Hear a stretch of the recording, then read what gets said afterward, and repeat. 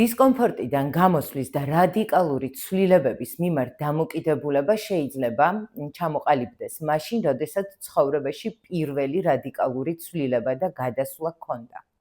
და ეს რადიკალური ცვლილება არის დაბადება.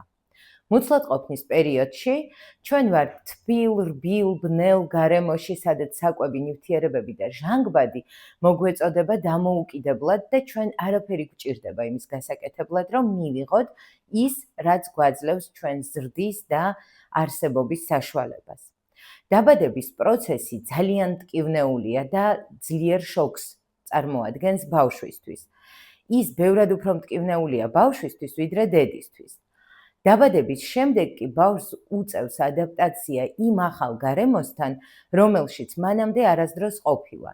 მას უწევს სუნთქვა ჟანგბადისთვის, მას უწევს ჭამა იმისთვის, რომ მიიღოს საკვები, ნივთიერებები და მას უწევს ადაპტაცია სინათლესთან, იმ ხმებთან, ტემპერატურასთან, რომელიც დახვდა სამყაროში.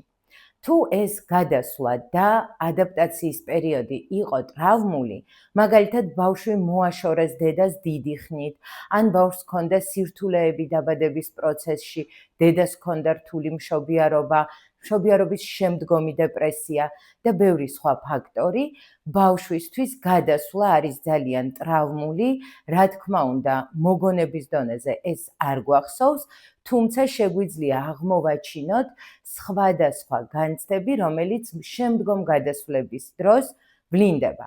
მაგალითად, საცხოვრებელი ადგილის შეცვლის დროს, ან სამსახურის შეცვლის დროს, ან გათხოვების და სხვა მნიშვნელოვანი გადაწყვეტილების მიღების მომენტში, ადამიანს შეიძლება დაეწყოს თავის ტკივილი, სუნთქვის შეფერხება, შფოთვითი ეპიზოდები, პანიკური შეტევები და ბევრი სხვა.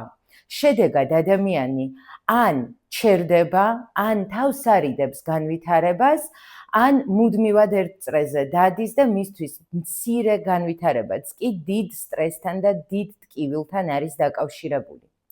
იმისთვის, რომ გადავწეროთ და მივიღოთ ახალი გამოცდილება, მნიშვნელოვანია ფსიქოთერაპიის ჩართულობა და ამ კონკრეტულ გამოცდილებას, რომელიც სიღრმისეულია და როგორც წესი სხეულის დონეზე გვახსოვს, ყველაზე კარგად უხდება სხეულზე ორიენტირებული ფსიქოთერაპია, რომელიც ჩვენს ცენტრში აქტიურად გამოიყენება სხვადასხვა დაკვეთასთან მუშაობის დროს.